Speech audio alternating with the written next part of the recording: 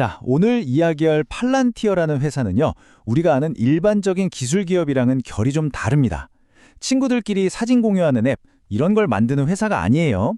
대신에 국가의 생존을 위한 말 그대로 무기를 만드는 곳이죠. 이건 단순한 회사가 아니라 세상을 바꾸겠다는 아주 거대한 철학을 가진 하나의 프로젝트라고 봐야 합니다. 오늘 팔란티어의 그 엄청난 야망 속으로 한번 깊숙이 들어가 보시죠. 바로 이 질문에 팔란티어의 모든 것이 담겨 있습니다. 이게 바로 팔란티어와 실리콘밸리 전체를 가르는 아주 근본적인 철학의 차이를 보여주거든요. 그들에게 기술의 목적은 그냥 우리 삶을 편하게 하는 게 아니라 생존, 바로 국가의 생존이라는 겁니다. 정말 도발적인 질문이죠. 이게 바로 그들의 독특하고 또 논쟁적인 위치를 가장 잘 설명해 줍니다. 보통 기술 기업들은 코드로 말하잖아요. 그런데 팔란티어는 책으로 자신들의 비전을 선언합니다. 바로 이 책, 기술공화국이 그들의 모든 전략과 철학을 이해하는 핵심 열쇠라고 할 수 있어요. 이건 그냥 책 한 권이 아니라 AI 시대의 패권을 어떻게 잡을 것인지에 대한 일종의 선언문인 셈입니다.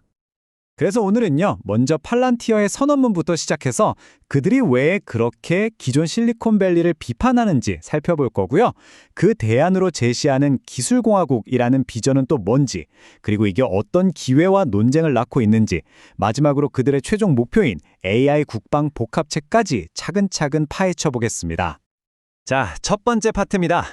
기술기업의 선언문. 이 비밀스러운 거대 기업의 속내를 알려면요, 다른 데서 찾을 게 아니라 바로 그들이 직접 쓴 책, 기술공화국에서부터 시작해야 합니다. 이게 바로 팔란티어의 세계관을 담은 설계도 같은 거거든요. 이 책은 그냥 아이디어를 모아놓은 게 아닙니다. 이 문장에서 말하는 것처럼 자신들의 핵심 전략을 정당화하고 더 단단하게 만들기 위한 서사적 도구인 거죠. 그러니까 정부나 국방 분야에서 자신들의 역할이 왜 중요한지를 설득하고 또 논란이 될 수 있는 사업 모델에 철학적인 명분을 부여하려는 아주 고도로 계산된 전략이라고 볼 수 있습니다. 그렇다면 팔란티어의 이 선언문이 해결하려는 문제가 대체 뭘까요?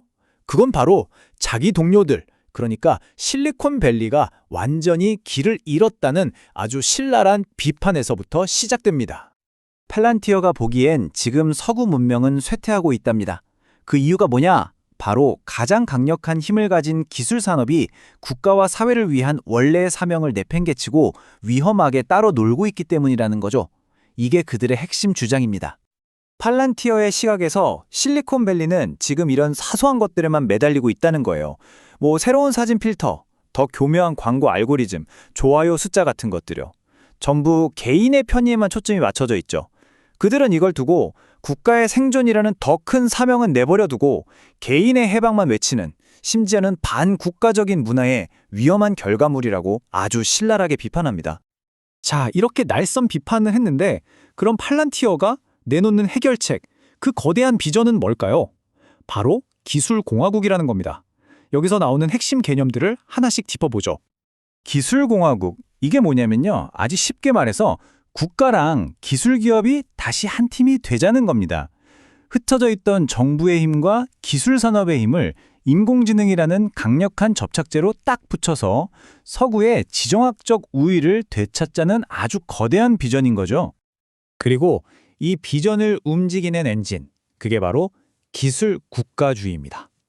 이건 실리콘밸리의 오랜 믿음, 그러니까 기술은 개인을 자유롭게 해야 한다는 생각을 그냥 정면으로 뒤집는 거예요.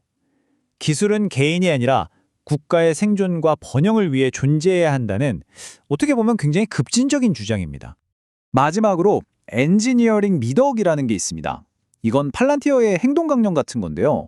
회의실에 앉아서 이념 논쟁이나 할 시간에 전쟁터나 재난 현장에서 진짜로 작동하는 해결책을 만들어내는 걸 최우선으로 삼는 아주 실용적인 접근 방식이라고 할 수 있습니다.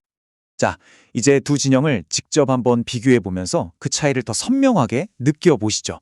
이건 단순히 사업 전략이 다른 수준이 아니에요. 세상을 보는 방식 자체가 근본적으로 다른 두 세계관의 충돌입니다. 지금 보시는 이 이미지가 두 진영의 철학적 차이를 딱 보여주죠.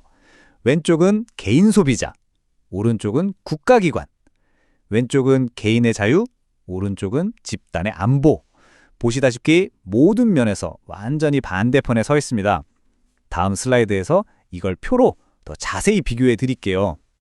자, 이 표를 한번 보세요. 차이가 정말 극명하죠. 특히 저기 시장 초점 부분을 한번 볼까요? 실리콘밸리는 우리 같은 개인 소비자, 그리고 광고에 집중하잖아요.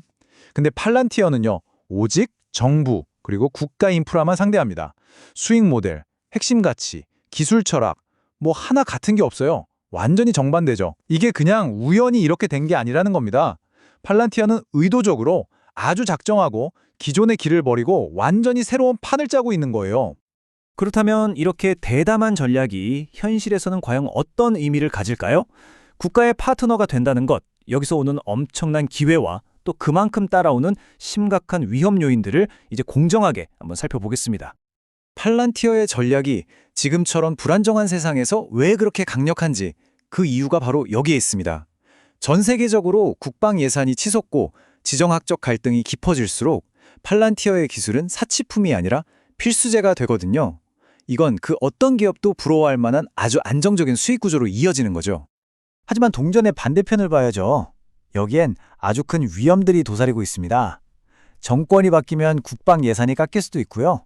미국의 이민세관 속국 IC와의 계약처럼 데이터 감시와 관련된 윤리적 논쟁은 끊이지를 않습니다. 그리고 소수의 정부기관에 너무 심하게 의존하고 있다는 점, 이것도 아주 중요한 리스크죠. 이 차트를 보시면 방금 말씀드린 집중 리스크가 한눈에 들어오죠. 전체 매출의 절반이 훌쩍 넘는 55%가 정부 계약에서 나온다는 건데요. 이건 다시 말해서 단 하나의 큰 계약이 틀어지거나 정치적인 바람의 방향이 바뀌면 회사 전체가 흔들릴 수 있다는 뜻이기도 합니다.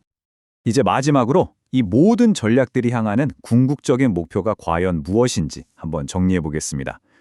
팔란티어가 빅테크를 넘어서 도대체 어떤 존재가 되려고 하는지 그들의 최종 야망을 들여다보시죠. 이 한 문장이 팔란티어의 모든 것을 요약한다고 할 수 있습니다. 예전에 냉전 시대에 루키드 마틴이 미국의 국방을 책임지는 핵심 파트너였던 것처럼 앞으로 다가올 AI 시대에는 바로 자신들이 그 역할을 맡겠다는 선언인 거죠. 즉, 국가 안보에 없어서는 안 될 그런 핵심 민간 파트너가 되겠다는 겁니다. 결론적으로 팔란티어는요, 일반적인 기술 기업이랑은 완전히 다른 존재입니다. 이 회사의 가치는 경제 사이클이 아니라 세계 분쟁이나 지정학적 위기 같은 사이클에 따라 움직여요. 그래서 그들의 비전은 누군가에게는 정말 강력한 확신을 주지만 또 다른 누군가에게는 엄청난 논쟁과 우려를 불러일으키는 그야말로 양날의 검과 같습니다. 마지막으로 이 질문을 여러분께 던지면서 마무리하려고 합니다. 팔란티어의 비전이 점점 현실이 되어갈수록 우리는 이 질문에 대한 답을 진지하게 고민해야만 할 겁니다. 인공지능의 시대, 기술 기업과 국가 사이의 경계, 과연 어디에 그어져야 할까요? 여러분의 생각은 어떠신가요?